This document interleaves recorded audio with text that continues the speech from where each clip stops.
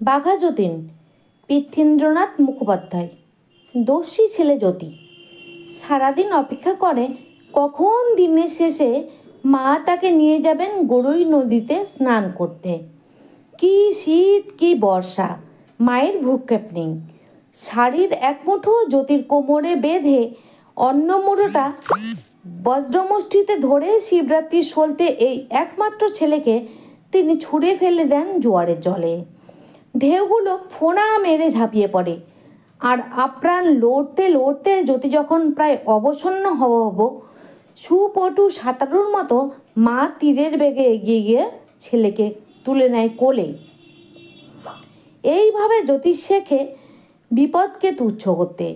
রাতের বেলায় দিদি বিনোদমালার সঙ্গে শান্ত জ্যোতি মায়ের কোল জুড়িয়ে শোয় আর শোনে রামায়ণ, মহাভারত, পুরাণের গল্প, রানা প্রতাপ, শিবাজি, সীতারাম রায়, প্রতাপাদিত্যের কাহিনী। বীরত্বের এসব কাহিনী শুনে বুকটা যেন তার টনটন করে। তেমনি প্রহ্লাদের গল্পে, চৈতন্য, নানক, কবিরের কথায় মন ভরে ওঠে তার ভক্তিতে। ভীষণ তার রাগ আর দুঃখ হয় ইংরেজদের হাতে দেশের লোক কীভাবে কষ্ট পাচ্ছে সে বৃত্তান্ত শুনে। আমি কিন্তু মা বড় হয়ে এদের সবার দুঃখ ঘুচিয়ে দেব, বলতে বলতে ঘুমের দেশে চলে যায় জ্যোতি। ভোরবেলা ঘুম ভাঙতেই মামাদের সঙ্গে জ্যোতি যায় কুস্তির আখড়ায়। গট্টিয়া গ্রাম থেকে জাদুমাল ওস্তাদ এসে তালিম দেয়। দেখতে দেখতে খাসা তাগড়া চেহারা হলো জ্যোতির। নমমা অনাথের ছিল নানা রকম কসরতের অভ্যাস, আর ঘোড়ায় চড়া, শিকার, দৌড়ঝাঁপ প্রভৃতিতে তার ভাঁড়ই দখল। জ্যোতি এসব দিক থেকে তাঁর প্রিয় সাগরেদ। মামার সাথে ঘোড়ার সুন্দরীর পিঠে সবার হয়ে প্রায়ই উধাও হয়ে যেত জ্যোতি।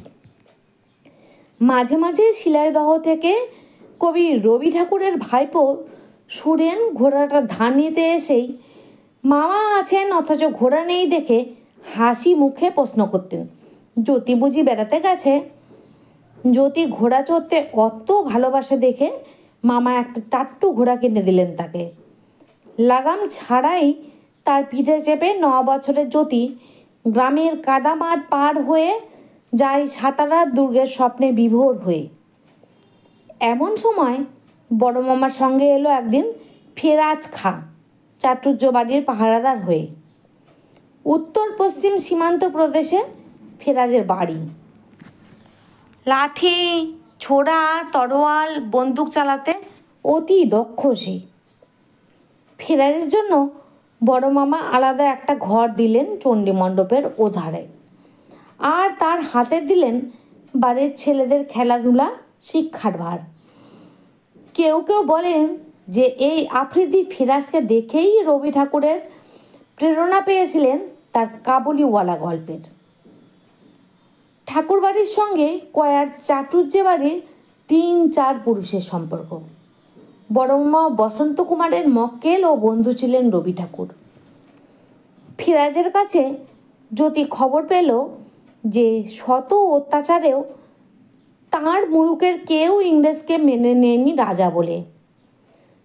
তারা প্রাণে চেয়েও বেশি ভালোবাসে তাদের স্বাধীনতাকে। এই স্বাধীনতার জন্য মরতে তারা ডরে না, মারতে তারা পিছুপা নয়।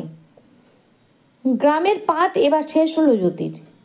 বড় মামা তাকে সঙ্গে করে নিয়ে গিয়ে ভর্তি করলেন কৃষ্ণনগরের অ্যাংলো ভার্নাকুলার হাই স্কুলে। ওখানেই বড় মামা ওকালতি করেন তখন। পড়াশোনায় জ্যোতির মাথা খুব সাপ, দুষ্টু বুদ্ধিতেও সে দর। কদিনের মধ্যে স্কুলের দামালদের সে পান্ডা হয়ে উঠল, কিন্তু তার দুষ্টুমির মধ্যে নেই বিন্দু মাত্র শয়তানির ছোঁয়া। স্কুলের বাগানে বড় কাঁঠাল পেকেছে, গন্ধে মেতে উঠেছে সবার মন। যথেষ্ট ইচ্ছা থাকা সত্ত্বেও সহপাঠীদের কারো সাহস হচ্ছে না 1-8টা কাঁঠাল পেরে খাবার। তাই দেখে জ্যোতির মগজে খেলে গেল এক নতুন মতলব। এই, আজ স্কুল ভাঙলেই চলে যাস না, মজা করা যাবে সবাই মিলে। চুপি চুপি সবার কানে কানে এই কথা সে রটিয়ে দিল। স্কুল ভাঙল। বন্ধুদের 2-3 জনকে নিয়ে বেশ কয়েকটি পাকা কাঁঠাল পেড়ে মহা ফুর্তিতে ভোজ বসিয়ে দিল জ্যোতি। পরদিন হেডমাস্টারের কাছে নালিশ গেল। কে কাঁঠাল চুরি করেছ?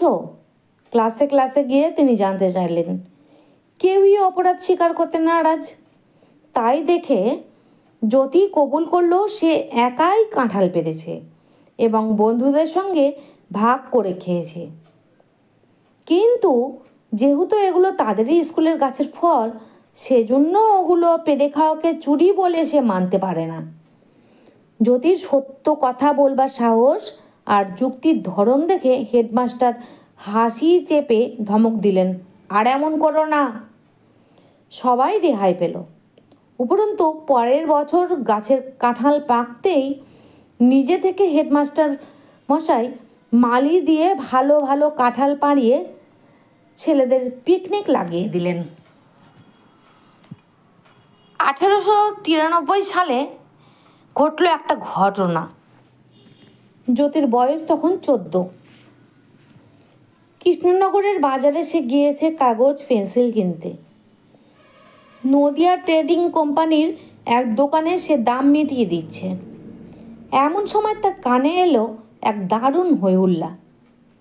দোকান থেকে জ্যোতির চোখ পড়ল পথচারী সবাই ছুটে পালাচ্ছে। একটা পাগলা ঘোড়া বেরিয়েছে রাস্তায়। অদূরে ভেবাচাকা খেয়ে মাঝপথে দাঁড়িয়ে কাঁদছে এক শিশু। জ্যোতি মনস্থির করে ফেলল। এক লাফে রাস্তায় নেমে শিশুটি আর ঘোড়ার মাঝামাঝি যেতে না যেতেই ঘোড়া এসে পড়ল প্রায় তার ঘাড়ের কাছে। তীর বেগে ঝাঁপিয়ে পড়ে জ্যোতি চেপে ধরল ঘোড়ার কেশর।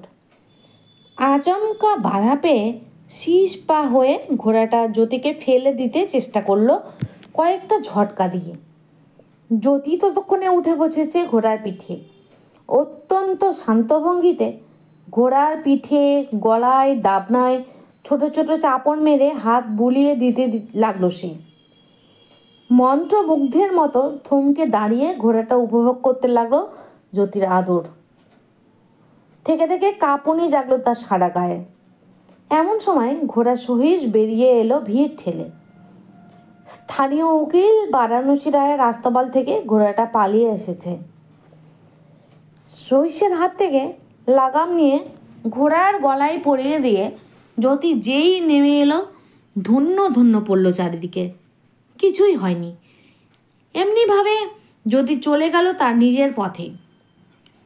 সারা দেশে সেদিন ছড়িয়ে পড়ল কৃষ্ণনগরের এই কাহিনী। মহাগর্বে বড় মামা বসন্ত কুমার লোক পাঠিয়ে খবর দিলেন শরৎ শশীকে। উৎসবে পার্বণে বড় মামার সঙ্গে জ্যোতিও গ্রামে ফেরে। পড়াশোনা, নির্দোষ দুষ্টুমি ছাড়াও তার একটি নেশা ছিল। লালন ফকিরের শিষ্য অন্ধ বাউল পাঁচু ফকিরের আখড়ায় গিয়ে তন্ময় হয়ে সে শোনে বাউলের গান।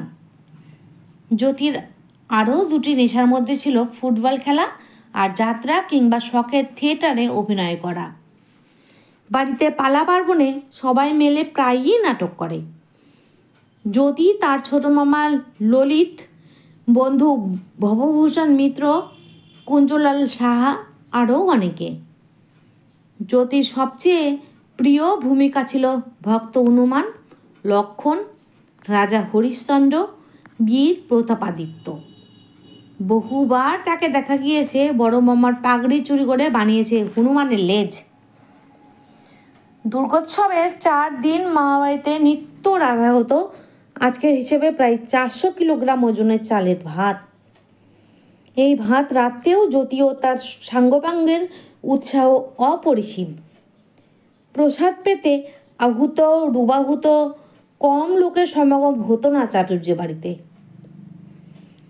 ভদ্রলোকদের জন্য দেওয়া ছিল সাদা ভাত, আর অন্যান্য প্রজাদের জন্য ঘরের লাল চালের ভাত পরিবেশনের। একদিন এক জেলে প্রজা কিন্তু করে একটু সাদা ভাত চেখে দেখতে চাইল। শুনে জ্যোতির বড় মায়া হলো। ছোট মামার সঙ্গে গিয়ে সে বসন্ত কুমারকে ধরল। পরদিন থেকে সবার জন্য এলো সাদা ভাত। নবমীর দিনে প্রজারা নানা রকম বল পরীক্ষা খেলা দিয়ে সবাইকে আনন্দ দেয়। তাদের ভিড়ের মধ্যে প্রায়ই হুট করে এসে হাজির হয় জ্যোতিবাবু। একটা নারকোল বুকে নিয়ে উপুর হয়ে সে মাটি আঁকড়ে পড়ে থাকে। 8-10টা সাজোয়ান প্রজা মিলেও তার কাছ থেকে ফলটা কেড়ে নিতে পারে না। 1905 সালে বঙ্গভঙ্গের প্রতিবাদে জ্যোতি ও তার ছোট মামার ব্যবস্থায় জাতি বর্ণ ভুলে গ্রামের সবাই বসলেন একসঙ্গে পংক্তি ভোজনে। হিন্দু মুসলমান বামুন চারাল সবাই খেলেন মহা তৃপ্তিতে মায়ের প্রসাদ।